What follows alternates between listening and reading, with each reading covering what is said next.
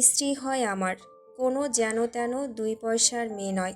অধীর রায়ের অর্ধাঙ্গিনী হয়ও, so call her Mrs অধীর রায়। রুডমানবের কণ্ঠে উচ্চারিত প্রতিটা তীক্ষ্ণ বাক্য যেন এখনও বাতাসের বুকে প্রতিধ্বনিত হচ্ছে। উপস্থিত হতবম্ব দর্শকদের কর্ণকুহরে বড্ড তীক্ষ্ণতার স্বনে বিঁধে যাচ্ছে সেই শব্দগুলো। সকলের চোখ বিস্ফোরিত, দৃষ্টিগুলো স্থির হয়ে আছে ক্ষুব্ধ সুদর্শনের উপর। খানিকটা দূরত্বে এলোমেলো ভঙ্গিতে পড়ে আছেন মধ্যবয়স্ক হিমাংশু রায়। তা আবার এক বলিষ্ঠ নিথর দেহের ভারে প্রায় পিষ্ট অবস্থায়।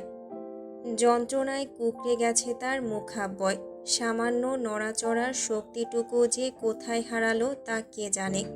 অপরদিকে অদূরের তকতকে মেঝেতে বসে আছে অষ্টাদশী নীরু। ঘটনা প্রবাহে স্তব্ধ সে। বিধ্বস্ত হয়েছে রুডমানবের তীক্ষ্ণ বাক্যবাণে। দৃষ্টিতে নেমেছে দিগ্ভ্রান্ততা। মুখাব্যয়ে জমেছে এক অদ্ভুত শূন্যতা। বুকের গভীরে যেন তোলপাড় তুলে ছুটছে কোনো অদৃশ্য ঝড়। নরম হৃদয়খানা ক্রমশ চৌচির হয়ে যাচ্ছে অসহনীয় এক ব্যথায়। সেই ব্যথার অভিঘাতে চোখের কোণ দুটো ভিজে উঠছে তার। ক্ষুদ্র বদন কাঁপছে অবিরত। কি শুনল সে? অধীরদা বিবাহিত? সত্যি কি অন্য কারো নামে নিজেকে লিখে দিয়েছে এই মানুষটা? তবে কি সে শূন্য, অষ্টাদশী শূন্য? তাহলে তার এতগুলো দিনের অপেক্ষার কি হলো? তার বাঁধহীন ভালোবাসা, অকল্পনীয় আকুলতা, সব কিছুরই কি কোনো মূল্য রইল না? যে বেখেয়ালি পুরুষের অপেক্ষায় এতকাল রাঙিয়েছে নিজের সিথি, তারই বা মূল্য রইল কোথায়? নীরু নিস্তব্ধ। ঝাপসা চোখ দুটো তার কেবল চাতকের ন্যায় স্থির হয়ে রইল অদূরে দাঁড়িয়ে থাকা ক্ষুব্ধ পুরুষটির মুখ পানে। তার অপেক্ষায় কি তবে কোনো কমতি ছিল? বিধাতা যেহেতু হাতের তালুতে এত এত রেখা এঁকে দিয়েছেন, তবে সেই রেখাগুলোর কোনো একটিতে কেন লিখে দিল না অধীর রায়ের নাম? কেন? নিজের অভ্যন্তরে উত্থাপিত এরূপ প্রশ্নের উত্তরে হাঁসফাঁস বাড়ল নীরুর। অন্তঃকোণের যন্ত্রণায় জর্জরিত সে। নিঃশ্বাস ক্রমশ ভারী হয়ে উঠল কেমন। অদূরে দাঁড়িয়ে থাকা নির্দয় পুরুষটি এখনও কর্ধে ফুঁসছে। ক্ষুব্ধ বাঘের মতো গর্জে উঠে দ্রুত পায়ে এগিয়ে এলো পড়ে থাকা হিমাংশু রায়ের দিকে। মেরুদণ্ড সামান্য বাঁকিয়ে শক্ত হাতের মুঠোয় আচানক আঁকড়ে ধরল হিমাংশু রায়ের উপর পড়ে থাকা নিথর দেহটা। অতঃপর প্রচণ্ড আক্রোশে প্রাণহীন লোকটাকে ছুঁড়ে দিল কয়েক হাত দূরে। এদিকে বুকের উপর থেকে অমন ভারী ওজনের মানুষটা সরে যেতেই প্রাণপণে শ্বাস টেনে নিজেকে সামলে নেওয়ার প্রয়াস চালালেন হিমাংশু রায়। কিন্তু সেই প্রয়াসটুকু যেন বেচারার ভাগ্যে সইল না। মুহূর্তব্যয়ী তার বুক বরাবর এসে আছড়ে পড়ল মুগ্ধর এক প্রকাণ্ড লাথি। এরূপ জোরালো আঘাতের অভিঘাতে মধ্যবয়স্কের মুখগহ্বর হতে তৎক্ষণাৎ ছিটকে বেরিয়ে এলো লৌহ। দুর্বল হয়ে এলো দেহখানা। চোখে মুখে ছড়িয়ে পড়ল এক অসহায় যন্ত্রণার ছাপ। তাতে অবশ্য রুডমানবের কর্ধে তেমন একটা ভাবান্তর হলো না। উল্টো জোর বাড়ালো পায়ের। কণ্ঠনালীর উপর চাপ বাড়তেই আটকে গেল আহতের নিঃশ্বাস। অসহায় গোঙানিতে কেঁপে উঠল চারপাশ। রুডমানব দাঁতে দাঁত চেপে হুঙ্কার ছুড়ল। কি বলেছিস? আরেকবার বল কুত্তার বাচ্চা। কে যেন তেন দুই পয়সার মেয়ে? কে? আবার বল বাস্টার্ড, আবার বল। শ্বাস নেওয়াই যেখানে দুঃসাধ্য হয়ে উঠেছে বেচারা হিমাংশু রায়ের জন্য, সেখানে কথা বলা যেন অসম্ভবের নামান্তর। হিমাংশু রায় কাতরাচ্ছেন। লৌহতে রঞ্চিত হাত দুটো দিয়ে মেঝেতে আঘাত করছেন বারংবার। মুগ্ধ ছাড়ল না তাকে। পায়ের জোরে পিষে ফেলতে চাইছে আহতের কণ্ঠা। ঠিক তখনই দুই হাত দূরত্ব হতে ছুটে এলো নীরু। তা আবার বাচ্চাদের ন্যায় হামাগুড়ি দিয়ে। এসেই কেমন দুই হাতে আঁকড়ে ধরল রুডমানবের পা দুটো। ভগবানের দোহাই অধীরদা, বাবাকে ছেড়ে দিন, উনি মরে যাবে তো। আপনার আপনার মারতে হলে আমাকে মারুন, মারতে মারতে মেরেই ফেলুন আমায়, আমি কিচ্ছু বলবো না অধীরদা, তবু আমার বাবাকে ছেড়ে দিন। কথাটা বলতে দেরি রুটমানবের রুষ্ট হাতের আক্রমণ এসে হামলে পড়তে দেরি হলো না মেয়েটার উপর। শক্তপোক্ত হাতখানা তার মুহূর্তেই আঁকড়ে ধরল অষ্টাদশীর নরম চুলের গোছা। অমনি চুলের ব্যথায় কোকিয়ে ওঠে নীরু। খ্যাপাটে মানব ধীরলয়ে জোর বাড়ালেন হাতের। মেয়েটাকে এক প্রকার টেনে হিঁচড়ে উঠিয়ে দাঁড় করালেন কোনো মতে। কাতর রমণীর পেলক মুখখানার পানে ক্ষুব্ধ দৃষ্টিতে তাকিয়ে থেকে চিরবিরিয়ে শুধালেন, তুই না বললেও তুই আজ মরবি কুত্তার বাচ্চা। আমার স্ত্রীর গায়ে হাত তুলেছিস তাই তো? মিসেস অধীর রায়ের গায়ে হাত তুলেছিস? এত বড় স্পর্ধা দেখাতে গেলি কোন সাহসে জারজের বাচ্চা? আমার বাড়ির সামান্য চাকরের মেয়ে হয়ে আমার রানীর গায়ে হাত তুলেছিস কোন সাহসে? রুডমানবের শেষ বাক্যটুকু ঠোঁটের ডগা পেরোনোর পূর্বেই তার রুক্ষ হাতে রুষ্ট চাপটে পিষ্ট হলো নীরুর নরম তুলতুলে গাল। এরূপ জোরালো থাপ্পড়ের অভিঘাতে তাল সইতে না পেরে মুহূর্তেই অদূরের মেঝেতে ছিটকে পড়ল অষ্টাদশী। মাথাটা ভন ভন করছে তার, গাল জ্বলে যাচ্ছে ব্যথায়, মুখ গহ্বরে স্পষ্ট স্বাদ পাচ্ছে ক্ষারীয় কিছুর। স্নিগ্ধ রমণী তড়িত আঙুলের ডগা উঁচিয়ে আলতো করে ছুঁতে চাইল নিজের আহত অষ্টপুটের কার্নিশ। তবে তার হলো কই? তার পূর্বেই নির্দয় মাফিয়া বিস্ট এগিয়ে এসে ফের খামচে ধরল মেয়েটার নরম ঘাড়ের ত্বক। মুহূর্তেই তার আগ্রাসী নখরগুলো দেবে গেল বেচারির মসৃণ ঘাড়ের ত্বকে। অধরের ফাঁক গলিয়ে অস্ফুটে বেরিয়ে এলো কয়েক টুকরো ব্যথাতুর ধ্বনি। নির্দয় নিজের হিংস্রতায় মত্ত হলো ফের। অষ্টাদশীর ঘাড় আঁকড়ে ধরে তাকে ফের ছুঁড়ে ফেলল সম্মুখে। এবার যেন ক্ষুদ্রবদনে বড্ড চোট পেল নীরু। উঠতে গিয়েও হোঁচট খেল বার কয়েক। তন্মধ্যে ক্ষিপ্ত কদমে এগিয়ে এসেছে রুটমানব। ব্যস্ত হাতে কোমর হতে চামড়ার বেলটা একটানে খুলে আনল সে। তা দেখেই অদূর মেঝেতে পড়ে থাকা হিমাংশু রায় কেমন আঁতকে উঠলেন। নিভু নিভু চোখে মেয়ের পানে দৃষ্টি নিক্ষেপ করে দুর্বল হাত উঁচিয়ে ভাঙা কণ্ঠে শুধালেন, না না অধীর, ওকে মেরো না। কে শুনে কার কথা? হিংস্র নির্দয় মাফিয়া মনস্টার আদৌ কোনো দিন শুনেছে কারো কথা যে আজ শুনবে? সে যে আজ বড্ড ক্ষিপ্ত। ক্ষিপ্ততার সনে চামড়ার বেল্টের একের পর এক রুষ্ট আঘাতে পিষ্ট করতে লাগলো অষ্টাদশীর নরম তুলতুলে বদন। সহসা পুরো অন্দরমহল কেঁপে উঠতে লাগলো নীরুর অসহনীয় যন্ত্রণার আর্তনাদে। কাঁপতে লাগলো খানিক দূরে অনুভূতিশূন্য ভঙ্গিমায় দাঁড়িয়ে থাকা আহত সপ্তদশী। বোকা মানবী কাঁদছে এবার, কাঁপছে তার ক্ষুদ্র তনু। চোখের সামনে রুডমানবের সেই পুরনো হিংস্র কর্মকাণ্ডগুলো আরেকবার দৃশ্যমান হতেই অন্তরাত্মাসহ ডুকরে উঠছে তার। দুর্বল পা দুটো তার ভর সইতে না পেরে তখনই টলতে লাগলো কেমন। তবে রমণীর শরীরে বড্ড জোর, সেই জোরে আগালো পা। কম্পিত কদমে খানিক বাদে এগিয়ে এসে দাঁড়ালো ক্ষিপ্ত রুডমানবের ঠিক পেছনে। কাঁপা কাঁপা ডান হাতটা আলগোছে বাড়িয়ে টেনে ধরল মুগ্ধর টি শার্টের এক কোণ। সহসা নিজের পৈশাচিক কর্মে হুটহাট বিরতি পেয়ে মাথায় রক্ত উঠে গেল রুডমানবের। আগের চেয়েও দ্বিগুণ রাগান্বিত ভাবস্রোতে ঘাড় বাঁকিয়ে যেই না গর্জন তুলবে, অমনি দৃশ্যপটের সম্মুখে আদুরে সপ্তদশীকে ভীত সন্ত্রস্ত অবস্থায় দাঁড়িয়ে থাকতে দেখে থমকায় মুগ্ধ।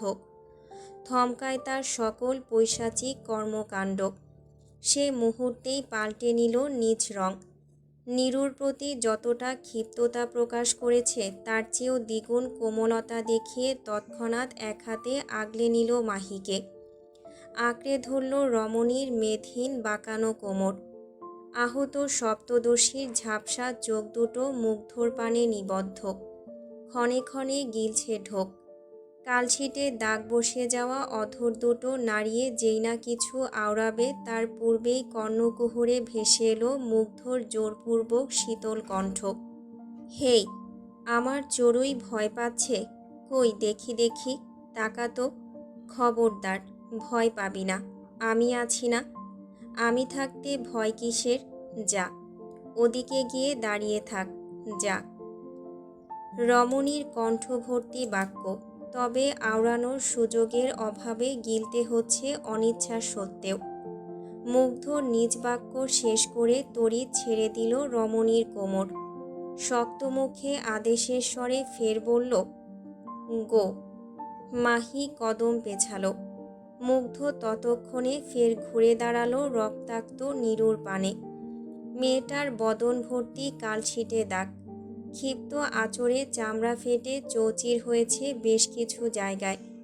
তাতেও যেন মন ভরল রাক্ষসে লোকটার। তিনি ফের বেল্ট উচালেন নিরুর উপর।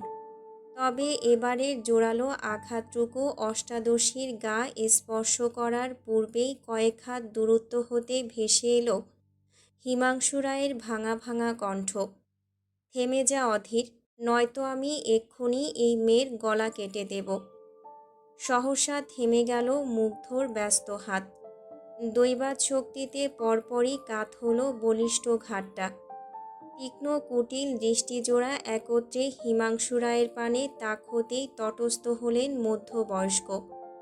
তড়িৎ সপ্তদশীর কণ্ঠা বরাবর ঠেকিয়ে রাখা ধারালো চাকুটা জোরপূর্বক আরেকটু দাবিয়ে বসলেন তিনি। তখনই শটান হয়ে গেল মাহি। অনুভূতিশূন্য দৃষ্টি নিয়ে চেয়ে রইল অদূরের রুটমানবের পানে। পেছনে দাঁড়িয়ে থাকা বর্বর হিমাংশু রায় প্রস্তুতি নিচ্ছে যে কোনো সময় রমণীর কণ্ঠা বরাবর ছুরি বসাবার। তা দেখে ঠোঁট পিষে হাসল রুটমানব। কি ভয়ঙ্কর সেই হাসি! এহেন হাসি অবলোকন হওয়া মাত্রই অভ্যন্তরে কেঁপে উঠলেন হিমাংশু রায়। কম্পিত কণ্ঠে আওড়ালেন, আমার মেয়েকে ছেড়ে দে অধীর, না হলে আমি সত্যি ওকে মেরে দেব। কথাটা আওড়াতে দেরি। সম্মুখ হতে রুটমানবের হুঙ্কার ছুটতে দেরি হলো না যেন। সে কেমন ত্রস্ত ঘুরে দাঁড়ালো হিমাংশু রায়ের পানে। চোয়ালের পেশি টান টান করে নিয়ে গর্জে বলল, মারবি? মার।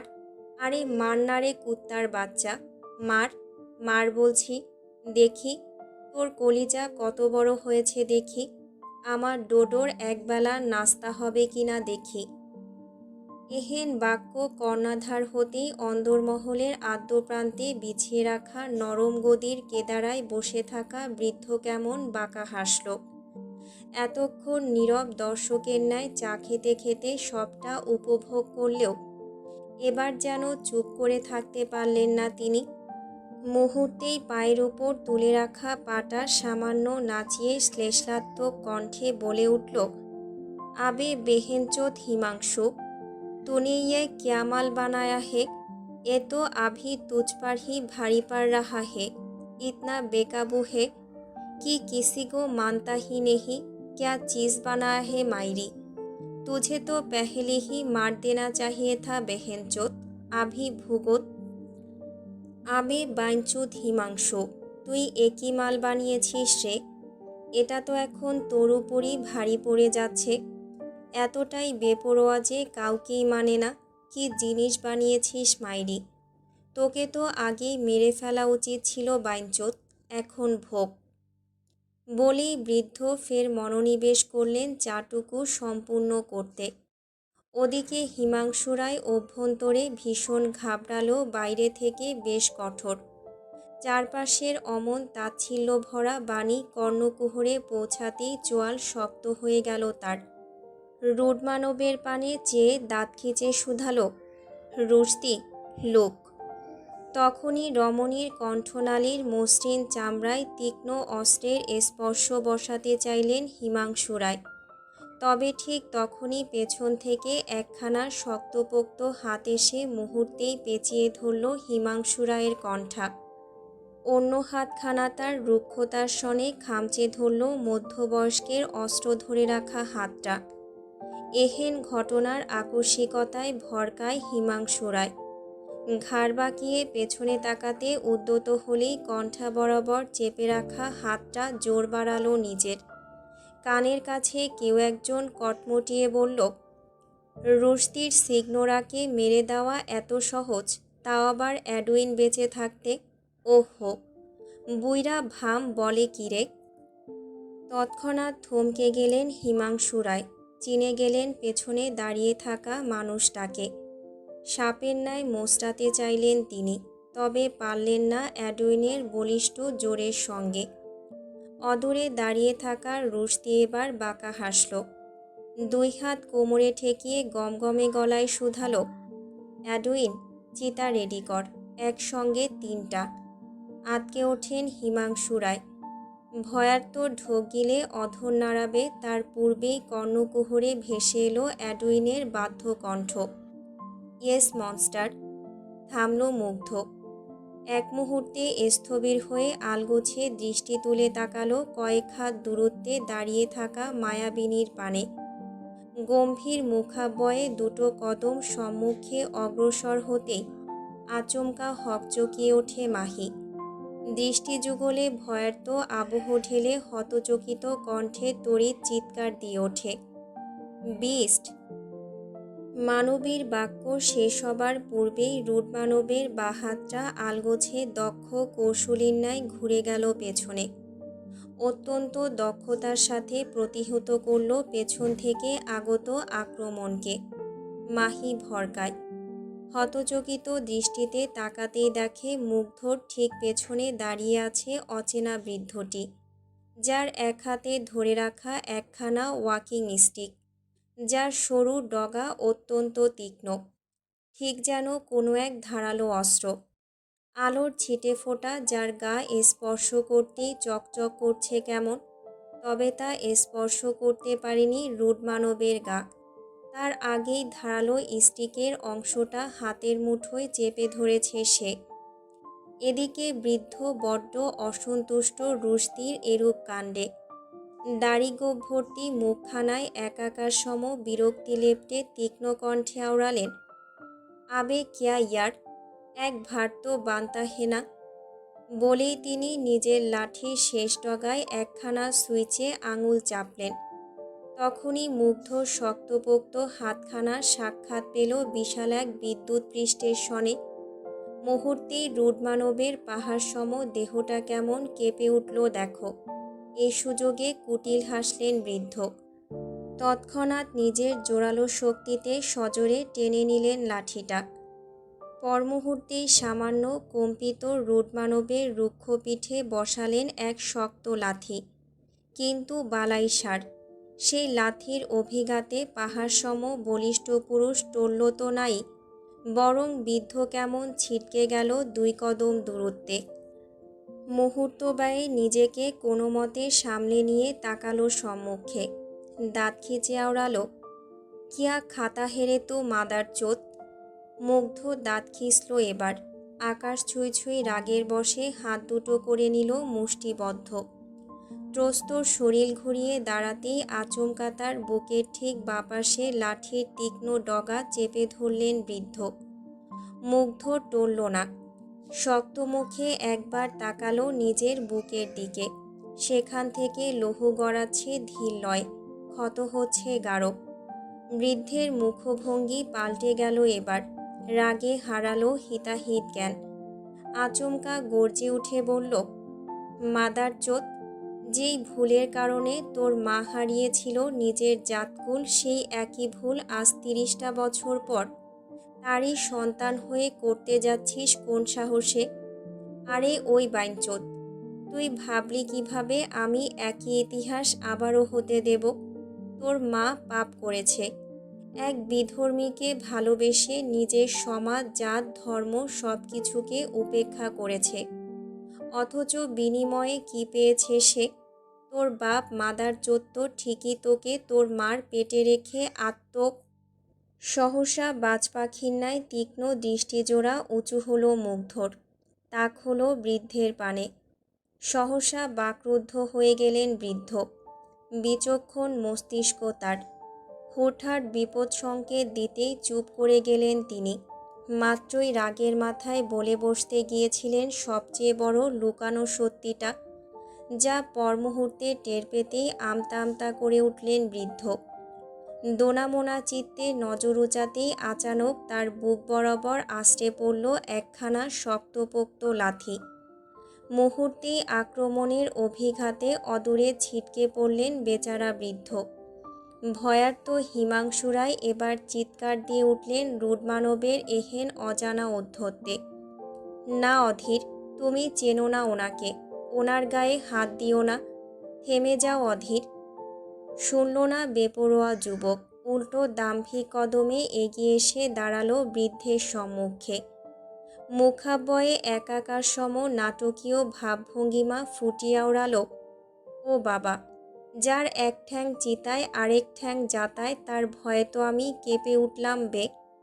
এক মুহূর্ত থামল মুগ্ধ। তখনই নিজের ডান হাতখানা ছোঁয়ালো নিজের স্পর্শকাতর অঙ্গে। ফের মুখাব্বয়ে কপট নাটকীয় ভাবভঙ্গি টেনে আওড়াল, দেখ, তোর ভয়ে আমার পাখিটাও কেঁপে উঠল। ইস, এবার আমার কি হবে? বৃদ্ধ হতবম্ব। কে বলবে এই ছেলে রুস্তি? এ যে এতটা বেপরোয়া ঔদ্ধত্যের অধিকারী তা তো জানতেন না। বৃদ্ধ কেমন মুখ কুঁচকে বলে ওঠে, মশকরা বন্ধ কর বাইঞ্চোদ। তুই জানিস তুই কার সামনে দাঁড়িয়ে কথা বলছিস? সহসা চোয়াল শক্ত হলো মুগ্ধর। চোখে নামলো অদৃশ্য আগুন। হ্যাপাটের সার ফের খেপে গেলেন যেন। চোয়াল শক্ত করে খানিকটা ঝুঁকে এসে একটানে খুলে নিলেন বৃদ্ধের ভেস্তি। মুহূর্তেই এক দফা চাপা হাসির রোল পড়ে গেল গোটা অন্দরমহলে। বৃদ্ধ কেমন হতবিহলের ন্যায় তাকিয়ে রইলেন রুডমানবের পানে। ভাগ্যিস তার পরনে ছোট আন্ডারওয়্যার ছিল, নয়তো এতক্ষণে যে কি হতো। রুডমানব তখনই খুলে নেওয়া লুঙ্গিটা নিজের গলায় পেঁচালেন কয়েক দফায়। এগিয়ে এসে আচমকা পা রাখলেন বৃদ্ধের বুক বরাবর। দাঁত খিঁচে আওড়ালেন, কলকাতায় তুই 1000 জনের বাপ হলেও ক্ষমতায় আমি তোর 14 গোষ্ঠীর বাপ, মাইন্ড ইট। বৃদ্ধের ঘোলাটে চোখ দুটো অপমানে চকচক করছে। চোয়ালের পেশি কাঁপছে থরথর করে। তিনি নজর ঘোরালেন আশেপাশে। হাসতে থাকা মানুষগুলো তৎক্ষণাৎ গিলে ফেললেন নিজেদের উপচে পড়া হাসিগুলো। মুগ্ধ ধীরলয়ে পা সরালো বৃদ্ধের উপর থেকে। ঠিক তখনই অদূর থেকে হিমাংশু রায় চিরবিরিয়ে বলে ওঠেন, তুই কি সত্যি শ্যামক্তির ছেলে? এই, উত্তর দে জানোয়ারের বাচ্চা, তোর গায়ে সত্যি শ্যামক্তির রক্ত বইছে? যে মায়ের মৃত্যুর প্রতিশোধ নিতে গিয়ে ছোট থেকে এত কিছু সহ্য করেছিস, দিনের পর দিন অন্ধকার জগতে টিকে থাকবার লড়াই করেছিস, যেই জানোয়ারের বাচ্চাকে মারার জন্য ছদ্মবেশে বাংলাদেশে গিয়েছিলি, শেষে কিনা ওই জানোয়ারের বাচ্চার মেয়েকে নিজের স্ত্রী বানাতে বুক কাঁপল না তোর? এই কুত্তার বাচ্চা, বুক কাঁপেনি তোর? তুই কি ভুলে গিয়েছিস ওর বাপ কি করেছিল? ভুলে গিয়েছিস ওর বাপের লালসার শিকার হতে হয়েছিল তোর মাকে? ভুলে গিয়েছিস ওর বাপ তায়েব এহসান, যে কিনা তোর মার নামে মিথ্যা অভিযোগ তুলেছিল, পুরো কোর্ট ভর্তি মানুষের সম্মুখে মিথ্যে বানোয়ার তথ্য দিয়ে প্রমাণ করেছিল শ্যামপ্তি রায় নাচনেওয়ালি, নিষিদ্ধ পল্লীর শীর্ষ বেশ্যা? চুপ, এই কুত্তার বাচ্চা, চুপ, একদম চুপ। আমার চাশমিশ দাঁড়িয়ে আছে ওদিকে, চুপ। ওর সামনে এসব বলবি না, ও সহ্য করতে পারবে না এসব, চুপ। বাদ মারলেন না হিমাংশু রায়। আজ এক অপ্রতিরোধ্য সত্যায় আবির্ভূত তিনি। মুখাব্বয়ে একাকার সম ঘৃণা লেপ্টে তাকালেন খানিক দূরে দাঁড়িয়ে থাকা সপ্তদশীর পানে। মুখ ভর্তি থুতু নিয়ে আচানক ছুঁড়ে ফেললেন রমণীর পায়ের কাছে। মাহি নিষ্প্রাণ, নিস্তব্ধ চোখে তাকিয়ে আছে হিমাংশু রায়ের পানে। বাবার নামে বলা প্রতিটা তীক্ষ্ণ বাক্যবাণ যেন ছিন্ন ভিন্ন করে দিচ্ছে মায়াবিনীর ক্ষুদ্র হৃদয়টা। অদূর থেকে রুডমানব তখনই উদ্ভ্রান্তের ন্যায় ছুটে এলো মাহির নিকট। উদ্বিগ্ন কণ্ঠে শুধালো, go back to your room চাশমিশ।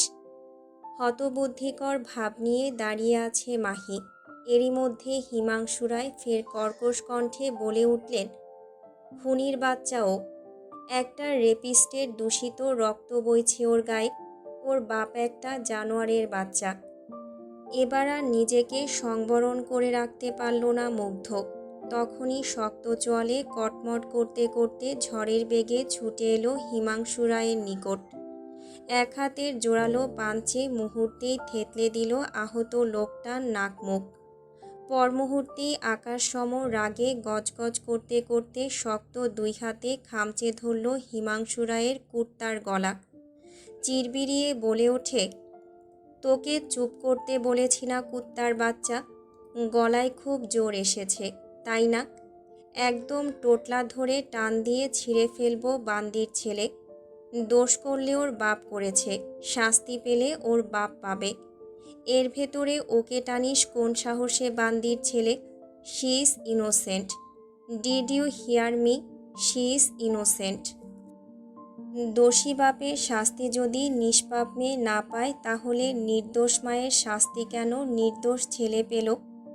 কেন তুই শাস্তি পেলি অধীর? কেন ওর বাপ তাই পেহসান তোকে তোর মাকে শাস্তি দিল? কেন দিল? তুই ওর হয়ে সাফাই গাচ্ছিস, অথচ তুই সেই অধীর না যে শুরু থেকে বলে এসেছিল তার সকল শত্রুর বংশকে নির্বংশ করে দেবে। তাহলে কি হলো তোর জবানের? কি করে পারলি নিজের সকল বাদ ভুলে গিয়ে নিজের শত্রুর মেয়েকে স্ত্রী বানাতে? রাগে হিতাহিত জ্ঞানশূন্য রুড মানব তখনই মুষ্টি উচালেন হিমাংশু রায়ের পানে। জোরালো পাঁচটা বসাতেই যাবে অমনি পেছন থেকে তার রুক্ষ হাতটা টেনে ধরে দুটো নরম তুলতুলে হাত। মুহূর্তেই থেমে গেল মুগ্ধ। পেছনে না ঘুরেও চিনে গেল পেছনে দাঁড়িয়ে থাকা মানবীকে। ত্রস্ত হাত নামিয়ে এনে ঘুরে দাঁড়ালো সে।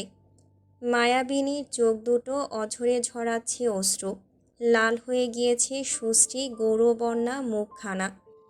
তখনই বুকটা কেমন ধক করে উঠল রুড মানবের। ব্যাকুল কণ্ঠে কিছু আওড়াতেই যাবে তার পূর্বেই কোনোরূপ সময় ব্যয় না করে মানবী বলে ওঠে, ওরা ওরা যা বলল তা কি সত্যি? আমার আব্বু কি? রমণীর কম্পিত কণ্ঠ, তার ভগ্ন হৃদয়ের করুণ দশা, যা স্পষ্ট টের পেলেন নির্দয় মাফিয়া মনস্টার। তড়িৎ নিজের চিরচেনা খোলস ছেড়ে দিয়ে রুক্ষ দুই হাতের আঁচলায় আলগোছে তুলে ধরল সপ্তদশীর পেলব মুখখানা। কণ্ঠে একরাশ উদ্বিগ্নতা ঢেলে আওড়ালো, হুশ, ডোন্ট ক্রাই।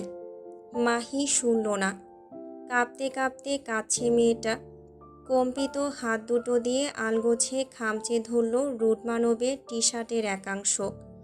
হেঁচকি তুলে ফের ভগ্ন কণ্ঠে শুধালো, শুধু একটাবার বলুন, একটাবার বলুন ওরা যা বলেছে সব মিথ্যা। একটাবার বলুন না বিস্ট, বলুন না আমার আব্বু এমন না। আপনি বলুন না বিস্ট। মানবীর এহেন ভেঙে পড়ার আশঙ্কাই যেন হচ্ছিল মুগ্ধর। পরিস্থিতির গ্যারাকলে তাই হলো যেন। বোকা মানবীর এহেন করুণ দশা যেন মোটেও সহ্য হলো না নির্দয় মানবের। দিন দুনিয়া ভুলে তৎক্ষণাৎ অন্দরমহল ভর্তি মানুষের সম্মুখে রমণীর ক্ষুদ্র মাথাটা আলগোছে চেপে ধরল নিজের রুক্ষ বুকের সনে। এই মুহূর্তে ক্রন্দনরত রমণীর একমাত্র ভরসাস্থলে আবির্ভূত সে। খানিক বাদে গমগমে গলায় প্রত্যুত্তর করল, চুপ, একদম চুপ। কিচ্ছু শুনিসনি তুই সিগনোরা, কিচ্ছু না। তোর বাপকে নিয়ে কিচ্ছু জিজ্ঞেস করিস না আমায়। ওসব তোর সহ্য হবে না। আর যা তোর সহ্য হবে না তা আমারও সহ্য হবে না। মুহূর্তেই ডুকরে উঠল মাহি। ধীরলয়ে মুখ তুলল রুড মানবের রুক্ষ বক্ষভাঁজ হতে। ছলছল চোখজোড়া মানবের পানে নিক্ষেপ করে জড়ানো কণ্ঠে আওড়ালো, তার মানে সবটা সত্যি। আমায় ছুঁয়ে বলুন তো। সহসা হাত দুটো আলগা হয়ে গেল মুগ্ধর। নীরব থেকেও বলে দিল অনেক কিছু। শক্ত মুখে চোখ দুটো ঘুরিয়ে তাকালো অন্যত্র। রয়ে শয়ে গমগমে গলায় বলল, ঘরে যা। বোকা মানবী হুট করেই কান্না থামালো নিজের। মানবের পানে তাকিয়ে রইল কয়েক পল। তার দৃষ্টিতে একরাশ আকুলতা। মন ভরে দেখছে বোধহয় সুদর্শনকে। কিয়ৎক্ষণ বাদেই চুপচাপ পা দুটো ছোটালো সিঁড়ির পানে। আর দাঁড়ালো না সে। মুগ্ধ আর দৃষ্টে মেয়েটার চলে যাওয়া দেখল। সময় পেরুলো মিনিট 10। রুডমানব শক্ত মুখে বসে আছে অন্দরমহলের বড় সোফাটায়। তার সম্মুখে আহতদের ঢল। একে একে সরানো হচ্ছে তাদের। অদূরের বৃদ্ধ লুঙ্গি ছাড়াই থমথমে মুখে বেরিয়ে যাচ্ছেন জমিদার বাড়ি থেকে। পেছন থেকে তার শাগরেদরা বারংবার বলছে, বস, লুঙ্গিটা পরে নেন। কারো কথাই কানে তুললেন না বৃদ্ধ। উল্টো মাঝপথে থামালেন পা জোড়া। ঘাড়টা সামান্য ঝুঁকিয়ে একবার তাকালেন নিজের অর্ধনগ্ন গায়ে। আরেকবার তাকালেন নিজের বুকে, যেথায় স্পষ্ট দাগ বসেছে রুশদির পায়ের চিহ্ন। বৃদ্ধ কিয়ৎক্ষণ গম্ভীর থাকলেও আচানক কুটিল হাসলেন। বিড়বিড়িয়ে বললেন, আজকের মিটিংটা আমি খুব করে মনে রাখলাম রুশদি। পরবর্তী মিটিংটা তুই মনে রাখবি। মনস্টার, মনস্টার আপনার সিগনোরা। হুট করেই 3 তলার করিডোর হতে ধেয়ে আসা অ্যাডউইনের উদ্বিগ্ন কণ্ঠে ঘাড় উঁচিয়ে তাকালো মুগ্ধ। তড়িৎ বসা ছেড়ে উঠে দাঁড়িয়ে মুখাবয়ে খানিক অস্থিরতা ঢেলে শুধালো, হোয়াট হ্যাপেন টু হার? ঘামছে অ্যাডউইন। কম্পিত কণ্ঠে বলে ওঠে, উনি ছাদে গিয়ে দরজা লক করে দিয়েছে। বাইরে থেকে কয়েকবার ডেকেছি, তবে খুলছে না দরজা। মুহূর্তেই শক্ত হলো মুগ্ধর চোয়াল। দৃষ্টিতে নামলো আগুন। কটমট কণ্ঠে হুট করেই ধমকে বলে ওঠে, দরজা ভাঙার অপশন বলে কিছু একটা থাকে, সেটা জানিস না বাস্টার্ড? চলে এসেছি সেখানে মুখ তুলে। আমার বউয়ের কিছু হলে সব কটাকে জ্যান্ত পুঁতে ফেলবো বলে দিলাম। বলেই নিজের পা দুটো ক্ষিপ্ত গতিতে ছোটালো মুগ্ধ। দক্ষ অ্যাথলেটের ন্যায় কয়েক লাফে উঠে গেল সিঁড়ি বেয়ে। প্রায় মিনিট 3 লাগলো রুডমানবের ছাদের গেট অবধি পৌঁছাতে। সে এসেই দুয়ার ধাক্কা দেবার মতো কোনোরূপ কালবিলম্ব করল না। উল্টো শক্ত পায়ের জোরালো লাথিতে এক ঝটকায় ভেঙে দিল দুয়ারটা। মুহূর্তে ঝনঝনি উঠল কাঠের দুয়ারখানা। অবহেলায় গড়িয়ে পড়ল সম্মুখে। উদ্ভ্রান্ত নির্দয় মানবের সন্ধানী চোখ দুটো তখন মুহূর্তেই আছড়ে পড়ল সম্মুখে। অমনি স্তব্ধ হয়ে গেল মুগ্ধ। চোখ দুটো হয়ে গেল বিস্ফোরিত। অদূরেই ছাদের একদম ধার ঘেঁষে দাঁড়িয়ে আছে মাহি। সম্মুখে একটু ঝুঁকে গেলেই পড়ে যাবে যে কোনো সময়। মানবীর এহেন কীর্তিকলাপে অস্থিরতা বাড়ল মুগ্ধর। তখনই পা দুটো ছুটিয়ে ব্যাকুল কণ্ঠে শুধালো, hey, no, no signora, signora, listen to me. Hey, don't do this, calm down babe. সহসা ঘাড় বাঁকায় মাহি। মুগ্ধকে নিজের দিকে অমন ছুটতে দেখে তখনই উঁচায় হাত বাঁধে বলে, দাঁড়ান বিস্ট, নয়তো আমি এক্ষুনি লাফ দিব। তড়িৎ থেমে গেল মুগ্ধ। অস্থিরতায় হাঁসফাঁস করতে করতে আওড়ালো, পাগলামি করিস না পিচ্চি। তোর কি এমন দুঃখ যে তুই আমাকে একা করে দিয়ে চলে যাবি? এই মেয়ে, তুই জানিস না তুই ছাড়া আমার কেউ নেই। বোকা মানবী আজ আর বোকা নয়। ডুকরে উঠল অন্তরের ব্যথায়। হাত দুটো মুখের কাছে এনে কাঁদল অঝরে। অস্ফুটে আওড়ালো, আমাকে মাফ করে দিন। আমি জানি না আমার আব্বু সত্যিই দোষী কিনা, তবে আমি এতটুকু বিশ্বাস করি আপনার সাথে যা যা হয়েছে তা একেবারেই কাম্য নয়। পাগলাটে যুবক। রমণীর এরূপ বাক্যে দিশাহীন সে। মুহূর্তেই কয়েক কদম এগিয়ে এসে ব্যাকুল কণ্ঠে আওড়ালো, তুই চুপ কর পিচ্চি। একদম ওইসব নিয়ে কথা বলিস না। তোর ওসব নিয়ে ভাবতে হবে না। See, I am okay. I am totally okay. Mahi শুনল না, উল্টো ঘুরে দাঁড়ালো আবার। মুগ্ধ এবার আরেক দফা উদ্বিগ্ন হলো। হাঁসফাঁস করতে করতে এগিয়ে এলো আরও খানিক। কম্পিত কণ্ঠে আওড়ালো, হেই, নো, নো সিগনোরা, লিসেন। কেউ কিচ্ছু বলবে না তোকে। কেউ তোকে কিছু বলতে এলে সব কটার জিভ ছিঁড়ে দেব আমি। তোর বাপকে নিয়ে কেউ কিচ্ছু বলবে না চড়ুই, আই প্রমিস। কেউ কিচ্ছু বলবে না। তুই পাগলামি করিস না পিচ্চি, নেমে আয়। তোর কিছু হলে আমি। কণ্ঠরুদ্ধ হলো মুগ্ধর। যেই দেখল মানবী কেমন আহত হেসে তার পানে ছলো ছলো চোখ জোড়া নিয়ে তাকালো। মেয়েটার এক পা ক্রমশ বাইরে যাচ্ছে। তার ব্যথাতুর কণ্ঠ ফুঁড়ে অস্ফুটে বেরুল, আমার সহ্য হচ্ছে না বিস্ট, আমার বুক ফেটে যাচ্ছে, আমার কষ্ট হচ্ছে খুব, আমি পারবো না খুনির মেয়ের তকমা নিয়ে বেঁচে থাকতে। আই অ্যাম সরি বিস্ট, আমি আমার আব্বুকে খুনি হিসেবে মেনে নিয়ে বেঁচে থাকতে পারবো না। এক মুহূর্ত থামল মাহি। ঠোঁটের কোণে অদ্ভুতভাবে ফোটালো এক চিলতে ব্যথাতুর হাসির রেশ। শুধালো, আমি জানতাম না আমার উপর করা আপনার অত্যাচারগুলোর পেছনে লুকিয়ে আছে এত বড় কারণ। আমি জানতাম না। আমি আপনার জীবনে কাল হয়ে এসেছি। শুনুন মির্জা সায়ান মুগ্ধ, এই একটা জীবনে আমি আপনার চোখে আমার জন্য ঘৃণা দেখেছি, লুকানো অনুরক্তি দেখেছি, যত্ন দেখেছি। তবে আমি আপনার ওই চোখ দুটোতে নিজের জন্য কাতরতা দেখতে পারবো না।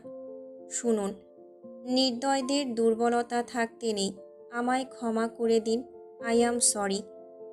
বলেই রমণী চোখ বুজল। হাত দুটো আলগোছে ছড়িয়ে দিল দুই পাশে। অতপর পা দুটো হারালো ঠাঁই, ভাসল শূন্যে।